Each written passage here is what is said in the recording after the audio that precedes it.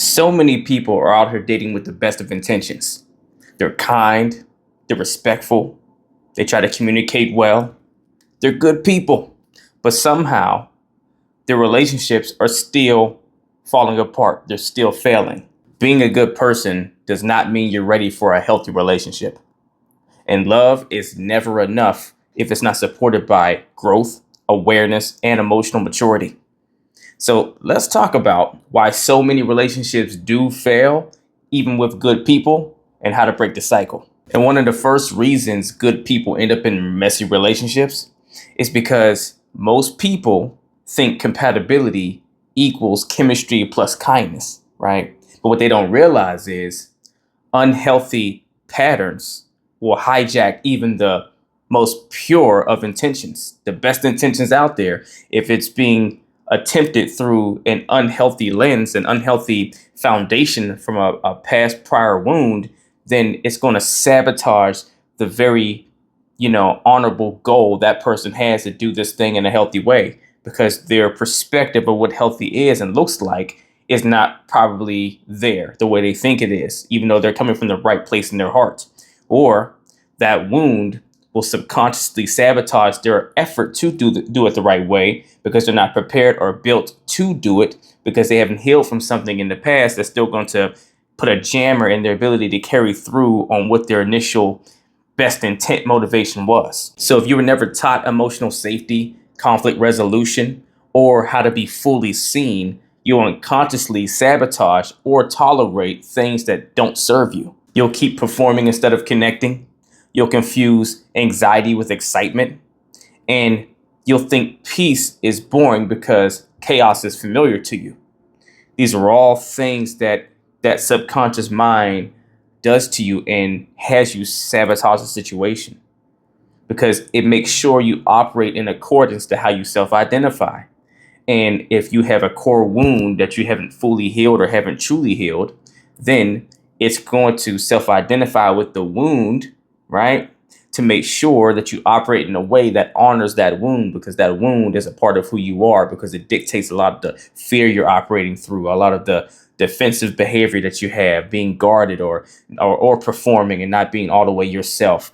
Or, whenever you get that toxicity that feels like excitement because it's anxiety, you see it, that you register it that way because that's what you're used to, right? It sits right on you, even though that's not what you consciously want. Just as much as whenever things are too peaceful for too long, you get a little antsy because you're used to operating in survival mode in a battle zone versus a peaceful, harmonious place. And hear me very clearly. It's not that you're not lovable if this is the circumstance you're in. It's just that the way you learn to love needs to evolve, right? Your perception, your understanding, your defining of what it is to be loved and to love on someone just needs to go on a journey of growth, if you will, right? Needs to be re-vetted, looked at again, broken down again, and built up in a healthier way that serves you better, right? Remember, something that serves you is helpful to you, is positive, it's loving, it feeds your spirit, and it builds you up. All five. If it's not doing all five, it most likely does not serve you, because there's a lot of things that can be misleading and trick you into feeling like, oh, this serves me, right? When ultimately it doesn't, because you can find something that maybe is positive towards you, but it's still not good for you, right? Take, a yes man, right? The quote unquote yes man, to where, everything you say to that person, oh, yeah, yeah, they just say yes to whatever you say, and you're always right and you're always great. But what if you're tripping one day? What if you're bugging out and you're saying something that doesn't make sense, or you're in a panic space and you're talking out of fear, or or maybe you're just being negative because you're having a bad day. If they're just, validating and concurring everything you say and saying, yeah, that's right. Yeah, yeah, great. Yep, absolutely. Then it doesn't serve you, because it's not helping you be that better version of yourself. They're not holding you accountable. They're not giving you a little bit of pushback to say, hey, might you want to reconsider this? They're just going along with whatever you want. They're being positive towards you, and it's positive energy. Yeah, that's great, but it's not actually helping you, right? One of those check marks on that serving definition, right? Just like something could be helpful to you and maybe positive, but it may be something that is not, feeding your spirit. It's not inspiring you to do more. Maybe someone's, I don't know, took you into their home and gave you a place to lay your head and just, fed you and everything else. They're being positive towards you. It's helpful, right? Maybe even be loving towards you. But they never require you to have to go get your life back on track. They let you just keep sitting there around. So now it's not feeding your spirit, right? It's not breathing any vibrance into you, or it's not helping you build yourself up. You're not growing. So you have to be really careful about the things that actually are serving you versus are not. And when you have unhealed wounds, it's very easy for your unconscious or subconscious mind to lead you into doing things that honors that wound, that go directly against anything that serves you without you ever realizing it. Now let's go into the main reason most relationships plateau or fall apart. And the main starting point is being good hearted is just not enough. If your love languages don't match, if your communication styles clash too much, or one of you stops growing, the connection fades. There's nothing around that, right? You can't get past that. I don't care how lovable of a person you are and how great you are and how great they are. If you're not compatible in the areas that really matter most, when it comes to how you like to receive and give love, if you guys aren't on a similar page about your primary and secondary love languages, it's an issue. Or no matter how great of people you are, if you can't fully understand each other or can't operate with each other because you communicate in two different ends of the spectrum on different planets, and it's really hard, it's like pulling teeth to be on the same page, then you're great people, but not great people for each other, right? And it's not meant to work in that regard. And absolutely, if you stop investing into becoming a better version of yourself and being that inspiration that probably inspired your partner in the beginning to want to be with you and drew them to you and made them attracted to you, then absolutely the connection starts to waver until it starts to break and fall apart. And then most people are just not emotionally educated enough to lead a relationship. When things get tough or the right, challenge circumstance comes along, they freeze, fight, or flee. They go into their primal instincts instead of their higher faculties, which always causes more chaos and always brings more disruption that eventually breaks a relationship. And no one's ever taught them how to build love that lasts.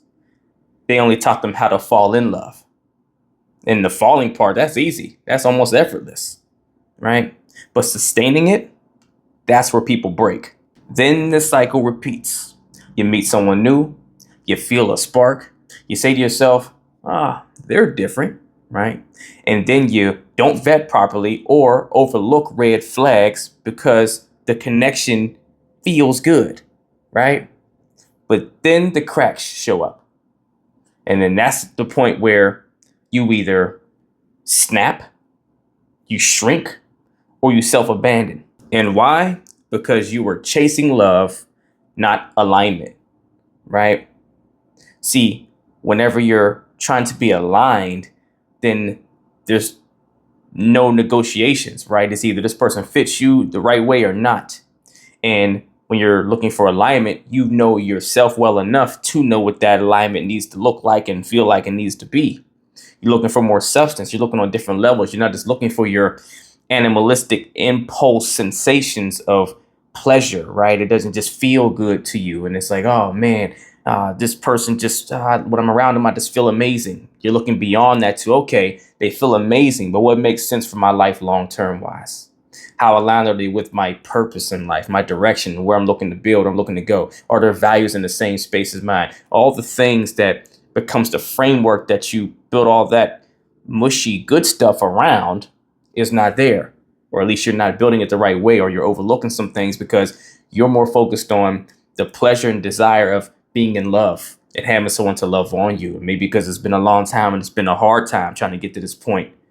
Maybe you've been hurt so many times in the past and it just feels good that someone wants to pour into you that feels like it's healthy and all the things.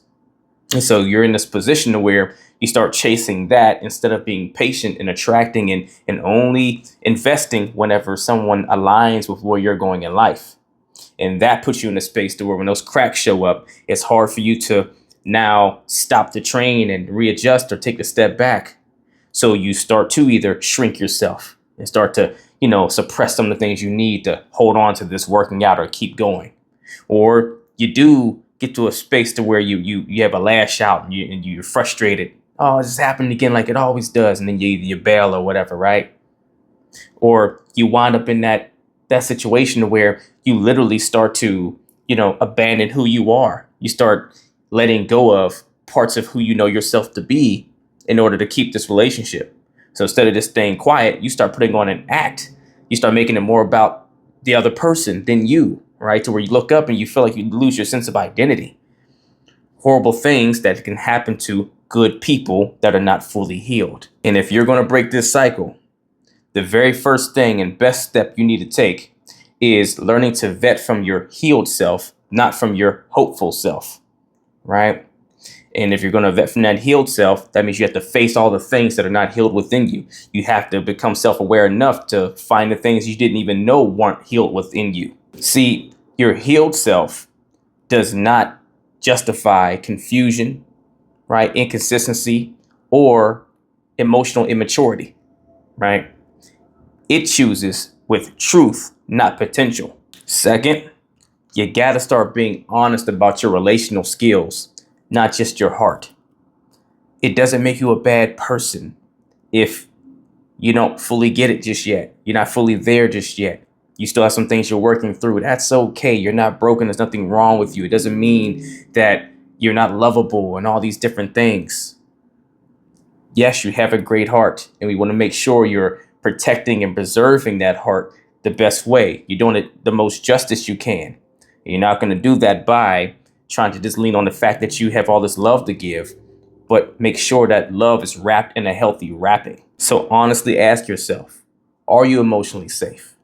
Can you take accountability? Can you lead with clarity instead of fear? Third, focus more on building emotional compatibility, not just chemistry. Do you have shared values, shared conflict styles, a shared vision? Because that's what builds real peace, depth, and intimacy. And fourth, get better at picking someone who actually will grow with you, not someone you have to drag along. Love dies in stagnation. So if they don't want to expand, they're going to slowly start to resent your light, right? And even furthermore, they'll start becoming more resentful of you the more you try to push them when they're not ready to be pushed. They're not in that space of growth because every time you feel like you're being encouraging to them, they see it as, attacking me, making me feel like I'm not enough again. This is just highlighting again how much I suck, right? And even though that's not what you're trying to do, that's how they can internalize it. And you become a pain point to them because you make them see themselves for what they're not doing to build themselves in life. And it's hard to embrace that because none of us wants to think of ourselves as, just being a loser or not trying or being a bad person, all these different things. So you start becoming a bigger eyesore to them and something they start to want to repel away from, and they start building, animosity towards, right? That resentment grows and builds, and it becomes a really toxic environment that was built through good people vibes, right? Best of intentions. But subconsciously, that relationship loses its way. So being a good person does not automatically make you a good partner. Loving someone does not mean you'll be able to grow with them, right? But when two people come together, both healed, self-aware, and willing and ready to evolve, that's when love becomes transformational.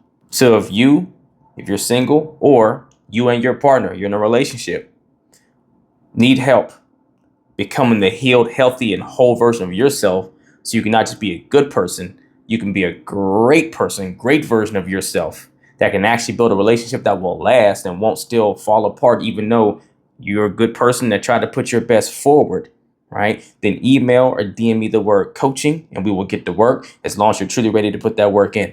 If you're not ready for one-on-one coaching, don't have the time, space, maybe even the resources, then at least email or DM me the word course to take my relationship renewal course that teaches you exactly how to work on the parts of yourself that need to be worked on to be a great contribution to a relationship, as well as my Toxic to Healthy Transformation course that helps you work on the building and the healing of yourself to be in that great position that you want to be in. Either way, do something to get in the race. Let's get it.